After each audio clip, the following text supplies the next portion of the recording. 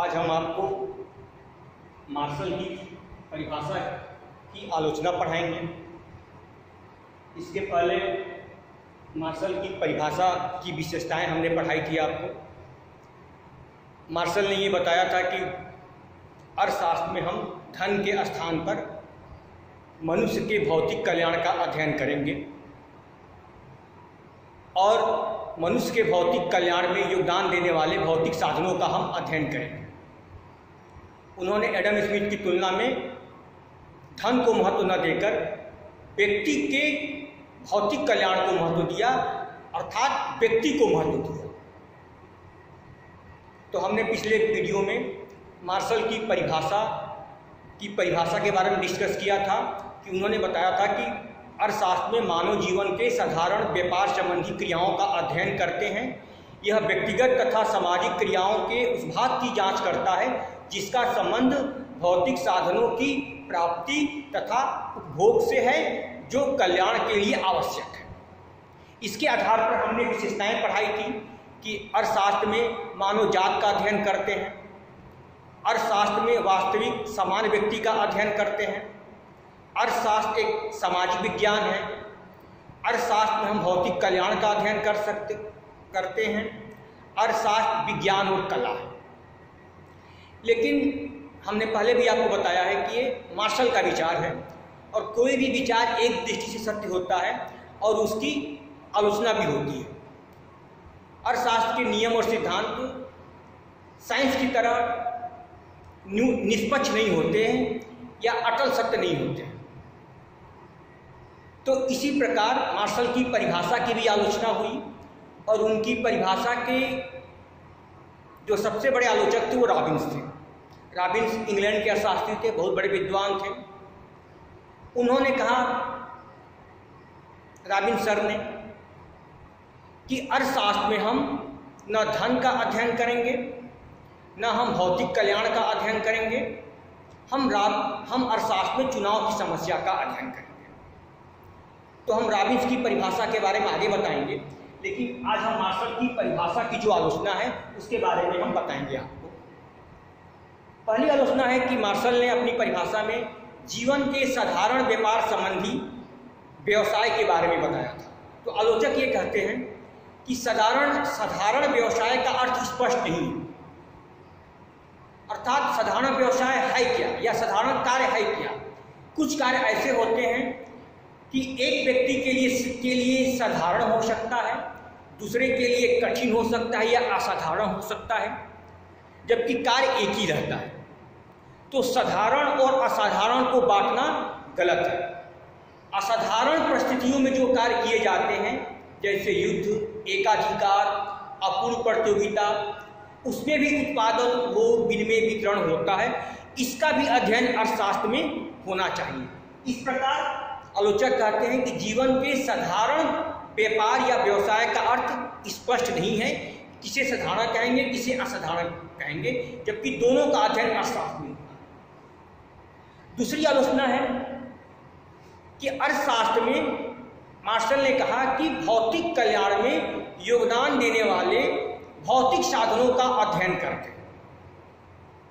भौतिक कल्याण जैसे रोटी, चावल, दाल, जो भौतिक रूप में दिखाई देता है, उसके उपभोग से हमें जो कल्याण की अनुभूति होती है उसे हम भौतिक कल्याण कहते हैं। लेकिन आलोचक कहते हैं कि अर्थशास्त्र में अभौतिक साधनों द्वारा भी व्यक्ति के कल्याण में वृद्धि होती है, उसका भी अध्ययन हम अर्थशास्त्र में करना चाहिए। जैसे वकील, डॉक्टर, अध्यापक, संत, महात्मा, ये भी अभौतिक कार्य करते हैं जिससे मन को अच्छा लगता है। तो मार्शल ने क्या कहा था कि उन्होंने अभौतिक साधन या अभौतिक कार्य करने वालों को छोड़ दिया था, जबकि इनके द्वारा भी मनुष्य की आवश्यकताओं की पूर्ति होती है। तो आलोचक कहते हैं कि अर्थशास्त्र में हमें भौतिक साधनों के साथ साथ अभौतिक साधन का भी अध्ययन करना चाहिए, क्योंकि इनके द्वारा भी मनुष्य की आवश्यकताओं की पूर्ति होती है। तीसरी आलोचना यह है कि अर्थशास्त्र का संबंध भौतिक कल्याण से नहीं है। रॉबिन्स ने कहा है कि अर्थशास्त्र का संबंध चाहे किससे भी हो, किसी से भी क्यों ना हो, लेकिन कल्याण तो होगा नहीं। रॉबिन्स ये कहते हैं कि अर्थशास्त्र में भौतिक कल्याण का अध्ययन इसलिए नहीं होना चाहिए कि कल्याण की जो धारणा होती है वो अपने आप में अस्पष्ट है, इसके बारे में हम कुछ कह नहीं सकते, क्योंकि एक ही वस्तु किसी के लिए कल्याणकारी होती है, दूसरे के लिए अकल्याणकारी होती है। जैसे शराब और तंबाकू, शराब और तंबाकू एक व्यक्ति के लिए कल्याणकारी होती है, दूसरा उसका सेवन करता है तो मुझे अच्छा लगता है, जबकि शराब का भी उत्पादन होता है, तंबाकू का भी उत्पादन होता है, वो भी अर्थशास्त्र का अध्ययन का टॉपिक है। यानी रॉबिन्स ये कहते हैं कि अर्थशास्त्र का संबंध भौतिक कल्याण से। उन्होंने फिर कहा, जो रॉबिन्स ने जो आलोचना किया और अच्छी भी आलोचना है कि कल्याण के बारे में, रॉबिन्स ने कहा कि मार्शल ने कल्याण की तो बात किया है, लेकिन हम कल्याण को मापेंगे कैसे? हम कल्याण को माप ही नहीं सकते, क्योंकि कल्याण एक व्यक्तिगत चीज है, कल्याण एक अस्पष्ट चीज है। हम कल्याण को माप ही नहीं सकते, कल्याण के बारे में हम कुछ बात कह ही नहीं सकते। इसलिए अर्थशास्त्र में मानव व्यवहार का अध्ययन करना चाहिए और उसमें क्या है का अध्ययन करना चाहिए, जिसका संबंध चुनाव की समस्या से। ये रॉबिन्स ने कहा है। उनका ये मतलब है कि कल्याण की धारणा अस्पष्ट है, कल्याण के, क्योंकि कल्याण मन के अंदर होती है, अब मन के अंदर जो चीज होती है उसके बारे में कोई जान नहीं सकता है कि व्यक्ति सत्य बोल रहा है कि झूठ बोल रहा है। फिर पांचवी आलोचना है कि अर्थशास्त्र आदर्शात्मक विज्ञान नहीं है। मार्शल ने अर्थशास्त्र को आदर्शात्मक विज्ञान माना था। विज्ञान दो प्रकार का होता है, एक आदर्शात्मक विज्ञान और एक वास्तविक विज्ञान। आदर्शात्मक विज्ञान के अंतर्गत हम क्या है का अध्ययन करना चाहिए, व्हाट शुड बी का अध्ययन करना चाहिए, और वास्तविक विज्ञान के अंतर्गत क्या है, व्हाट इज, जो चीज जैसे है उसका अध्ययन करना चाहिए। रॉबिन्स ये कहते हैं कि अर्थशास्त्रियों का काम ये होता है, कोई चीज समस्या है उसके बारे में उसका कारण कैसे है उसका अध्ययन करना चाहिए, जो जैसा है उसके बारे में अध्ययन करना चाहिए, उसकी अच्छाई और बुराई के बारे में हम टिप्पणी नहीं करना चाहिए।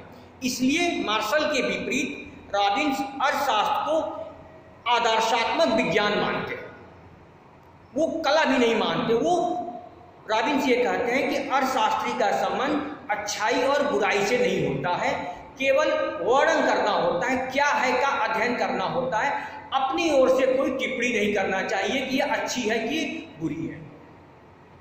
रॉबिन्स ने छठी आलोचना जो है मार्शल की परिभाषा का, जो रॉबिन्स ने किया है, मार्शल ने कहा था कि अर्थशास्त्र एक सामाजिक विज्ञान है, अर्थात अर्थशास्त्र में समाज के अंदर रहने वाले सामाजिक व्यक्तियों का ही अध्ययन करते हैं। समाज के बाहर जो लोग व्यक्ति रहते हैं उसका अध्ययन हम अर्थशास्त्र में नहीं करते। लेकिन रॉबिन्स कहते हैं कि अर्थशास्त्र में अर्थशास्त्र एक मानव विज्ञान है, अर्थशास्त्र में हम मानव की आर्थिक क्रियाओं का अध्ययन करते हैं जिसका संबंध चुनाव की समस्या से है। रॉबिन्स का इसके पीछे तर्क है कि व्यक्ति समाज के अंदर है या समाज के बाहर है। समाज के बाहर रहने वाले जो साधु संत सन्यासी होते हैं उनके सामने भी चुनाव की समस्या होती है कि अगर उनको अपनी भूख लगी हुई है, अगर भूख की इच्छा पूर्ति करनी है तो केला खाएं कि सेव खाएं, कितना केला खाएं, तो उनके सामने चुनाव की समस्या रहती है। तो अर्थशास्त्र के कुछ नियम और सिद्धांत ऐसे हैं जैसे उपयुक्तता ह्रास नियम, श्रम उत्पत्ति नियम, श्रम सीमांत उपयुक्तता नियम, ये सब व्यक्तियों पर लागू होता है जो समाज के अंदर रहें या समाज के बाहर हैं। इसीलिए रॉबिन्स ने अर्थशास्त्र को एक मानव विज्ञान कहा है।